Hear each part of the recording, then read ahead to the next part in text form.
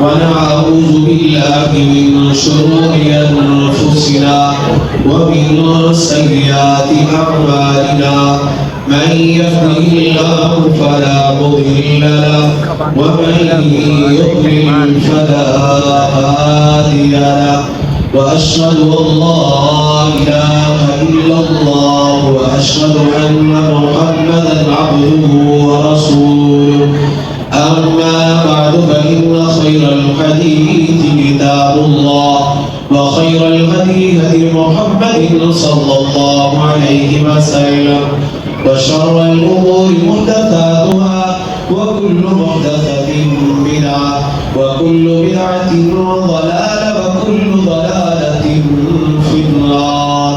اللهم صل على محمد وعلى آل محمد كما صليت على إبراهيم وعلى آل إبراهيم إنك حميد مجيد. اللهم بارك على محمد وعلى آل محمد كما باركت على إبراهيم وعلى آل إبراهيم إنك حميد مجيد. أما بعد فأعوذ بالله من الشيطان الرجيم. بسم الله الرحمن الرحيم. لن ينال الله لحومها ولا دماؤها ولكن يناله التقوى منكم كذلك سخرها لكم لتكبروا الله على ما هداكم وبشر المحسنين. صدق اللہ العظیم. تمام قسم کی حمد و ثنا اللہ رب العزت کی ذات اقدس اطہر اعلی و منازات کے لیے. درود و سلام آپ علیہ الصلوۃ والسلام کی ذات مبارکہ اعلی طاہرہ مطہرہ ان کی ذات کے لیے. دوستو، بھائیو، بزرگوں، معززہ معجلات میری پردہ نشین اسلامی روحانی ماؤں اور بہنوں، عید الاضحیٰ کا اجتماع ہے. یہ وہ دن ہے کہ جس دن ہم سنت ابراہیمی پر عمل کرتے ہوئے اپنے جانور اللہ کی ہاں قربان کرتے ہیں. لیکن یہ بات ضروری ہے اور یہ سب سے اہم ہے کہ ایک بندہ 2-2.5 لاکھ 3 لاکھ کا جانور ذبح کرے یا ایک بندہ جانور خریدے، بکرا خریدے وہ 40-50 ہزار کا، تو وہ جس ذات کے لیے جس کے لیے قربان کر رہا ہے پھر اس کی ذات کو وہ آپ کی قربانی، آپ کا جانور قبول ہو جائے، یہ زیادہ اہم بات ہے. اس طرح نیکی کرنا یہ بڑی بات نہیں ہے، آپ کی نیکی کا اللہ کی ہاں قبول ہو جانا بڑی بات ہے.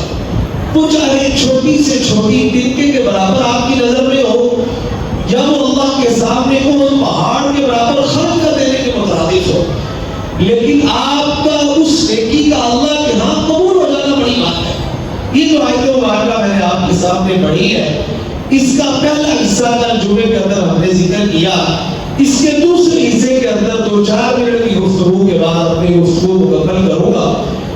کذالک سخرھا لکم لتکبروا اللہ. اللہ نے تمہارے لیے مسخر کر دی ہے، تابع کر دی ہے، تمہارے تابع کر دی ہے. لتکبروا اللہ، اس لیے کہ تم اللہ کی بڑائی بیان کرو. یہ قربانی اللہ کے سامنے ذبح کرنے کا مقصد ہے کہ اللہ کے سامنے بڑائی بیان کرو، اللہ کے سامنے جھکو، اللہ کے سامنے آہوزاری کرو. جس طرح پاک پیغمبر علیہ السلام نے تقریباً 2350 سال کی تبلیغ کے بعد اللہ نے آسمان سے سورہ مبارکہ نازل فرمائی. اذا جاء نصر اللہ والفتح ورأیت الناس يدخلون في دین اللہ افواجا. لوگ فوج در فوج اسلام کے اندر داخل ہو رہے ہیں. اللہ کا نبی ابھی تمہارا کام ختم نہیں ہوا، ابھی بھی کام ختم نہیں ہوا. لوگ فوج در فوج اسلام میں داخل ہو رہے ہیں، ابھی بھی کام ختم نہیں ہوا. اللہ کے نبی ابھی بڑا کام تمہارے ذمہ باقی ہے. وہ کون سا ہے؟ فسبح بحمد ربک واستغفر۔ یہ جو تم نے کام کرنا تھا کر دیا، اب چل رات کے اندھیرے میں اپنے رب کے سامنے چھپ جا، اور یہ جو اللہ نے تمہیں نعمت عظمی عطا کر دی دین کی، لوگوں نے تمہاری بات کو مان کر اس اسلام کو دین کو پسند کر لیا، اب اس اللہ کی بڑائی بیان کرنے کے لیے، اس کا شکر ادا کرنے کے لیے اللہ کے سامنے چھپ جا۔ فسبح، اللہ کی تسبیح بیان کر، بحمد، اپنے رب کی تعریف کر، انہ کان توابا۔ پھر کیا کہا؟ اللہ تمہاری توبہ قبول کرنے والا ہے۔ نیکی کرنے کے بعد بھی قرآن نے ہمیں یہ بات سکھائی کہ اللہ سے پھر بھی توبہ کرنی ہے۔ انسان کے دل کے اندر نیکی کرنے کے بعد کسی قسم کا کوئی تکبر، غرور اور فخر نہیں ہونا چاہیے۔ اگر آپ کے دل کے اندر ذرہ برابر بھی تکبر، فخر، غرور آ گیا تو پھر آپ کی نیکی اللہ کے ہاں کوئی قابل قبول نہیں۔ میں نے جیسے کہا وہ جو میدان احد ہے اس کے برابر بھی ہو، پہاڑ احد کے برابر اتنا بھی اللہ کے سامنے خرچ کر دو، وہ ایک کوئی کے برابر بھی نہیں ہے۔ وبشر المحسنین، کیا اللہ رب العزت فرماتی ہے کہ ہم نے تمہارے لیے یہ چیزیں مسخر کر دی۔ مسخر کرنے کی وجہ یہ ہے کہ تم اللہ کی بڑائی بیان کرو۔ کیوں؟ ما ہداکم، اس اللہ نے تمہیں ہدایت دی ہے۔ اگر اللہ تمہیں گمراہ کر دیتا تو کوئی تمہیں ہدایت پہ لانے والا نہیں تھا۔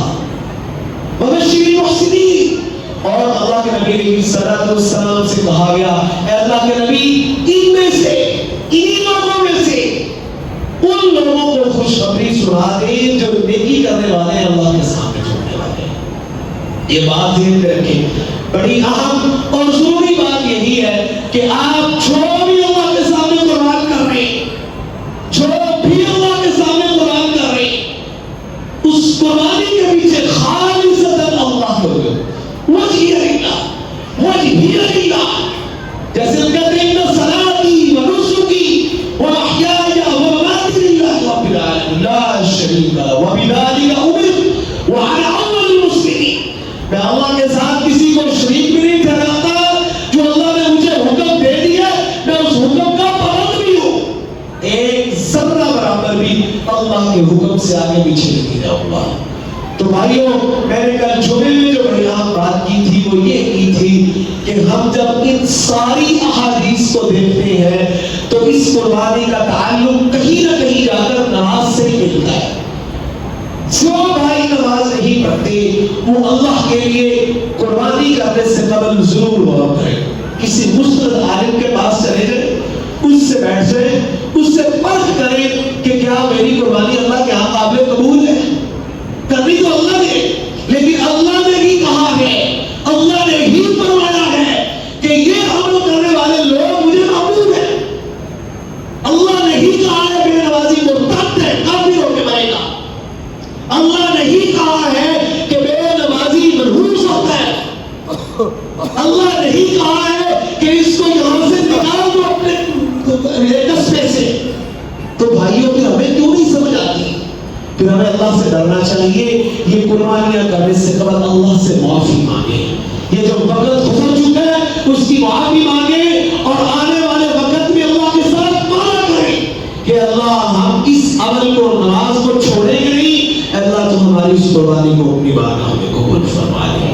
اللہ رب العزت ہماری ان قربانیوں کو اپنی بارگاہ میں قبول فرمائے۔ بہرحال یہ جانوروں کے سامنے اللہ کے نبی علیہ الصلوۃ والسلام نے چھریاں وغیرہ، اوزار وغیرہ تیز کرنے سے منع کیا ہے۔ آپ نے فرمایا کہ آپ کی چھری تیز ہونی چاہیے تاکہ جانور کو تکلیف بھی نہ ہو، اور جانوروں کو دوسرے جانوروں کے سامنے بھی ذبح نہ کرے، اور کعبہ کی طرف اس کو لٹا لے، پھر بسم اللہ اللہ اکبر یا بسم اللہ واللہ اکبر، یہ بھی جملے حدیث مبارکہ میں موجود ہے۔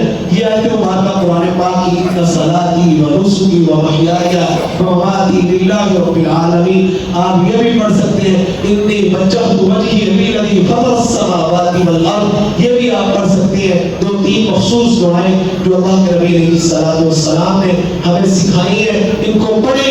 اور پاک پیغمبر علیہ الصلوۃ والسلام نے خود اپنی قربانیاں ذبح کی ہیں، خود کوشش کریں کہ اپنی قربانیوں کو خود ذبح کریں۔ عورتیں بھی ذبح کر سکتی ہیں، اللہ کے نبی علیہ الصلوۃ والسلام نے اجازت دی ہے، شریعت کے اندر کوئی مانع نہیں ہے، عورتیں بھی اپنے جانور ذبح کر سکتی ہیں۔ اور ایک اہم بات جو ہے کہ ہمارے یہاں لوگ اکثر اپنے فوج شدگان کی طرف سے قربانیاں دیتے ہیں، پھر کہتے ہیں جی اس قربانی کو ذبح کرتے وقت کیا کہیں، کچھ بھی نہیں کہنا۔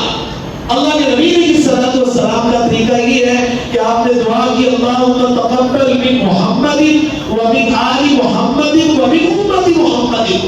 آپ نے جتنی بھی قربانیاں کی ہیں، آپ نے ہر قربانی کی طرف سے کہا اللہ یہ محمد صلی اللہ علیہ وسلم کی طرف سے قبول کر لے، اے اللہ یہ محمد کی آل کی طرف سے قبول کر لے، اے اللہ یہ محمد کی امت کی طرف سے قبول کر لے۔ تو آپ نے جتنی بھی قربانیاں کی ہیں، آپ نے اپنے اس کے اندر فوج شدگان کو شامل بھی کیا ہے، آپ نے زندہ لوگوں کو بھی شامل کیا ہے، جو خود قربانی کرنے والا ہے آپ نے اس کو بھی شامل کیا ہے۔ تو اس لیے عام بات یہ ہے کہ آپ جو اللہ کے رضا کے لیے قربانی کر رہے ہیں، اس کا استعمال کیسا ہو رہا ہے، یہ بات ذہن میں رکھے۔ انسان جو کر رہا ہے نا قربانی، وہ تو اگر اس کے پاس استطاعت ہے تو وہ کر رہا ہے، اگر وہ استطاعت رکھتا ہے تو کر رہا ہے۔ پھر ہماری سب سے بڑی ترجیح یہی ہونی چاہیے کہ اس آدمی کو ڈھونڈے جس کے پاس قربانی نہیں ہے۔ تھوڑی سی توبہ کرنے سے اگر آپ یہ عمل کریں، یہ اللہ کے ہاں بڑا محبوب ہو سکتا ہے۔ اپنے رشتہ داروں کو کھلائیں، دوستوں کو کھلائیں، ممانعت نہیں ہے، لیکن ان لوگوں کا ضرور خیال کریں جن کے پاس قربانیاں نہیں ہیں، جن کے پاس استطاعت نہیں ہے قربانی کرنے کی، وہ بھی آپ کا راستہ کریں۔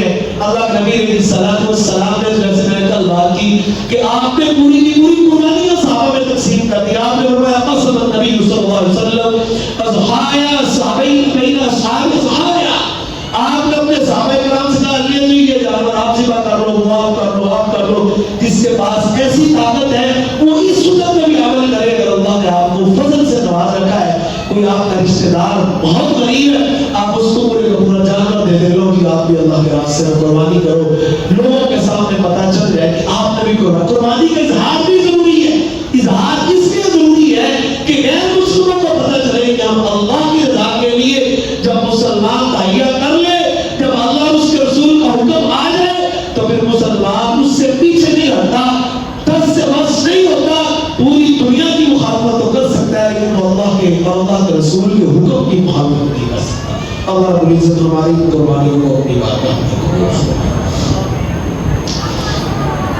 یا رب لک الحمد کما ينبغي لجلال وجهك وعظیم سلطانك، سبحان اللہ وبحمده عدد خلقه ورضا نفسه وزنة عرشه ومداد كلماته۔ اللهم إني أسألك بالله الواحد الأحد الصمد الذي لم يلد ولم يولد ولم يكن له كفوا أحد، اللهم صل على محمد وعلى آل محمد كإبراهيم وعلى آل إبراهيم إنك حميد مجيد، اللهم بارك على محمد وعلى آل محمد كما باركت على إبراهيم وعلى آل إبراهيم إنك حميد مجيد۔ ربنا اغفر لنا ولإخواننا الذين سبقونا بالإيمان ولا تجعل في قلوبنا غلا للذين آمنوا ربنا إنك رؤوف رحيم۔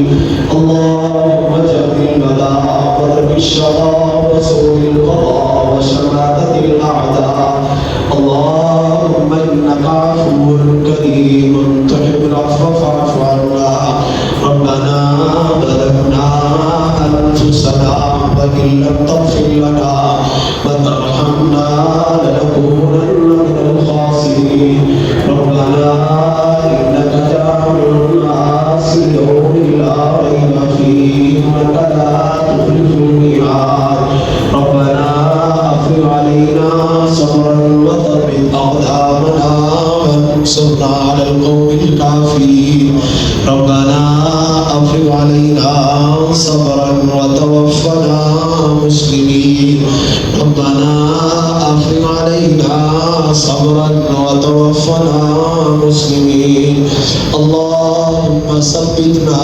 بالقول الثابت لا اله الا الله اللهم ثبتنا بالقول الثابت لا الہ الا اللہ الہ العالمین تو کریم ذات ہے تیری ذات بڑی الہ ہے اے اللہ تو واحد بھی ہے تو قہار بھی ہے تو ستار بھی ہے اے اللہ تو علام الغیوب بھی ہے اے اللہ یہ تیرے بندے سنت ابراہیمی کو ادا کرنے کے لیے اے اللہ یہ نماز پڑھنے کے بعد نکل جائیں گے میدانوں میں اے اللہ نبی اکرم